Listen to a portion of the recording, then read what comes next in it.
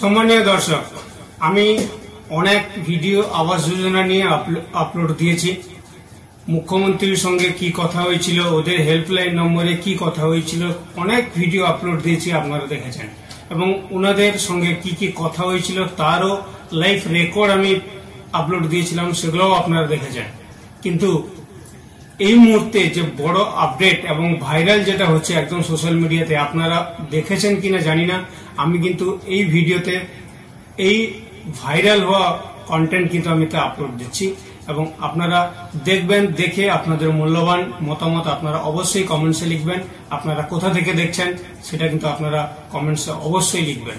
আর যদি এই রকম ধরনের আপনাদের কাছে কোনোভাবে কোনো ফোন কল আসে কাটমানির জন্য বা আপনার কাছ থেকে কেউ ঘুষ নেওয়ার জন্য, তাহলে আপনারা দয়া করে ফোনে রেকর্ডিং করবেন। আর আমার হোয়াটসঅ্যাপ নাম্বার আমার ডেসক্রিপশন বক্সে দেওয়া থাকবে, আপনারা দয়া করে প্লিজ আমাকে একটু শেয়ার করবেন। তারপরে কি করতে হবে সেটা আমি করব, সেটা আপনাদের কিছু করতে হবে না। কারণ এবারে যেটা ঘটনা হয়ে দাঁড়িয়েছে সেটা হচ্ছে কার বা পৌষ মাস, কার বা সর্বনাশ। নিমন্ত্রণ করলো, খেতে গেলেন, খেতে গিয়ে যত বিপত্তি, মানে কথাটা ঠিকভাবে হজম হচ্ছে না ওনাদের কথা শুনে। আপনাদের দেখাবো সেই কন্টেন্ট। নাচে নাচে সর্বনাশ এবং নাচে নাচে পৌষ মাস। নিমন্ত্রণ করে খেতে গেলে সেও বিপদ, না খেতে গেলে তাও বিপদ। ওনারা পতাকা লাগিয়ে রেখেছেন, পার্টির মিটিং হচ্ছে, পার্টির সেলিব্রেশন হচ্ছে, কিন্তু কার কে দলের কে পার্টি সেটা তো আর বলেনি। ডেকে গেলেন, খেতে চলে গেলেন ওনারা, খেতে গিয়ে ওনাদের বিপদ হয়ে গেল। কাটমানি এত ভাবে নিয়েছেন, একটা ঘর করার জন্য 1,20,000 টাকা স্যাংশন, সেখান থেকে বলা হচ্ছে কিনা 1,67,000 টাকা, এবং ওখান থেকে আবার 1 লাখ টাকা কারো কাছ থেকে নিয়েছেন, কারো কাছ থেকে 35,000 টাকা, কারো কাছ থেকে 25,000 টাকা, কারো কাছ থেকে 5,000 টাকা, কারো কাছ থেকে 10,000 টাকা। মানে এনাফ দিস এনাফ। এটা কি ঠিক হচ্ছে?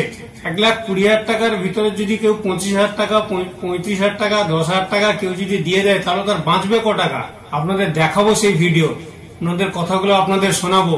কথাগুলো শুনলে কি রিয়াক্ট আপনাদের হয় সেটা অবশ্যই আপনারা কমেন্টস বক্সে লিখবেন। এবং আপনাদের কারুর সঙ্গে যদি এইরকম ঘটনা কিছু হয়ে থাকে, তাহলে আমার হোয়াটসঅ্যাপ নাম্বার ওতে দেওয়া থাকবে। দয়া করে আপনারা ওতে আপনাদের কি কথা হয়েছিল, আপনাদের সেই ভয়েসটুকু আমাকে একটু প্লিজ একটু পাঠাবেন। আপনাদের কাছে এটা আমার রিকোয়েস্ট থাকলো। এবারে যে কাটমানি নিয়ে যে ভাইরাল হচ্ছে যে ভিডিওটা সোশ্যাল মিডিয়ায়, সেই ভাইরাল হওয়া ভিডিওটাতে যেটা দেখাচ্ছেন এবং উনি যে বলছেন পয়সাটা এমন লোক নিচ্ছেন যে উনার নেওয়াটা খুবই কষ্টকর ব্যাপার। যেভাবে উনাদের ঘর দেখলে আপনারা ভাববেন যে উনার সেই ঘরগুলো কিভাবে লোকে সিমেন্ট বালি দিয়ে ইট থাকানো হয়, সেটা উনারা সেই মাটি দিয়ে ইট থাকিয়েছেন। তার বাদে সেই কাটমানি নিচ্ছেন কে না একজন কাউন্সিলর। আপনি ভাবেন উনার কিসের অভাব, কত দুর্নীতি আর যে এরা করবে কোনো বোঝা যায় না। এরা এই দুর্নীতিটা কিন্তু হচ্ছে শুধু আপনি আমার পাবলিক ইনাদের জন্যই হচ্ছে। কারণ আপনারা যাকে এমন একজন সরকারকে আপনারা সিলেকশন করেছেন যে মানুষকে শান্তিতে থাকার থেকে অশান্তিটা বেশি ক্রিয়েট হয়ে যাচ্ছে। সামনে 2026-এ ভোট, এমন কাউকে সরকার তৈরি করাবেন যারা সরকারটাকে সরকার মতনই চালাবে, গরিব দুঃখের পাশে এসে দাঁড়াবে। যে কোনো রাজনীতি হোক, আমি কারো কোনো এখানে নাম বিশ্লেষণ করছি না, আমি সবার ক্ষেত্রে বলছি। এবারে আপনারা এই ভিডিওটা দেখুন, দেখে আপনারা বলবেন মূল্যবান কমেন্টসে। আপনারা অবশ্যই কমেন্টস করবেন যে এটা ওনারা করেছেন যে কাউন্সিলর, সেটা ঠিক করেছেন কি ভুল করেছেন। এবারে শুনুন সেই ভিডিও এবং ভালো করে দেখে আপনাদের মতামতটুকু আপনারা অবশ্যই কমেন্টস বক্সে লিখবেন, কিন্তু এটা ভুলবেন না। আর কোন জেলা থেকে দেখছেন সেটা অবশ্যই আপনারা কমেন্টসে লিখবেন। এবার শুনুন এবং দেখুন এই সেই ভিডিও। টাকা পেয়েছি আর আমি টাকা পাইনি। কি কারণে? ওই কারণে হলো যে এখানে টিএমসির পতাকা তুলে নিয়েছে, প্রতিষ্ঠা দিবস ছিল। আর আমি ওখানে গিয়েছিলাম মিটিং, তুরিঞ্জানা ছিল, মমতা সেন ছিল, আর সুরাত আলমান ছিল, আলেম আলী খান ছিল। এরা গেছিল রেস্ট হয়ে। তারপরে খাওয়া দাওয়ার ব্যবস্থা ছিল, আমি খেয়েছি।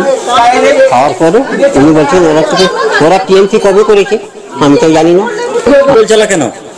কি করবো, টাকা নাই, আমি কি কি করবো বা ভার করে জমা দিয়েছি, কত কষ্ট করে পেয়েছি এই ঘরটা।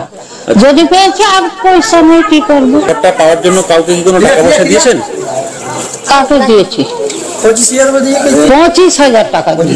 আচ্ছা আচ্ছা, আর কাউকে টাকা ঘর পাওয়ার জন্য টাকা দিয়েছেন? কাউকে না, 5,000 টাকা বাড়তি দিয়েছি। এখানে কাকে দিয়েছেন? কাউন্সিলর।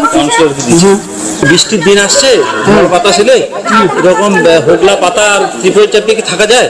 আর কি করবো, আমি কোথায় যাব? এখানে একটা সভা হয়েছিল তরুণ না, এখানে খেতে গেছিলাম। এখানে খেতে গেছিলাম, তুই ওখানে গেছিলি না? হ্যাঁ, না তুই আর টাকা পাবি না। বললাম গরিব মানুষ, ধার দেনা করে ছাড় ঢেলেছি, আর আমাকে টাকা না দিলে আমি ফেসে যাবো। যার টাকা দেওয়া হবে না, ওরা বিজেপি। হ্যাঁ, না ওখানে তৃণমূলের সভা হয়েছে, তৃণমূলের ফ্ল্যাগ ঝুলছে, আর তারা বিজেপি না? হ্যাঁ, তারা বিজেপি। আমার জানা নেই, তৃণমূলের ফ্ল্যাগ ঝুলছে, ওখানে সভা হয়েছে, ওখানে আমি খেতে গেছি। যে টাকা বন্ধ, আমার কাছেও টাকা নিয়েছে 35,000 টাকা, বাড়ির টাকা 25,000, 10,000 টাকা কাটমানি খেয়েছে, দিয়ে বলছে বাড়ি দেবো না, এখন বাড়ির টাকা দেবো না।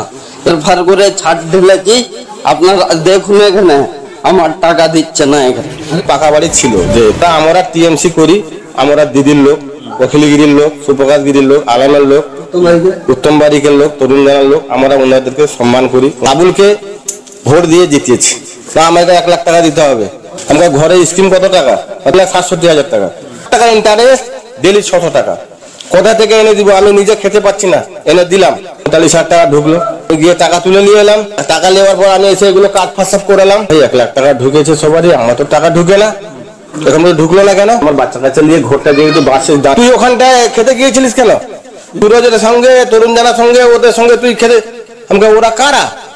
আরে টিএমসির পার্টির প্রতিষ্ঠা দিবস হয়েছিল, আমাকে কেউ ব্যক্তি একটা নিমন্ত্রণ দিয়ে গিয়ে আমি ওখানটা গিয়েছি, খেতে গিয়েছি, আমাকে নিমন্ত্রণ দিয়েছে। তুই কেন যাবি ওখানটায়? তারা কোনোদিন তৃণমূল করেছে নাকি? তারা বিজেপি করে। তরুণ জানা কি বিজেপি করে? সুপ্রকাশ গিরি কি বিজেপি করে?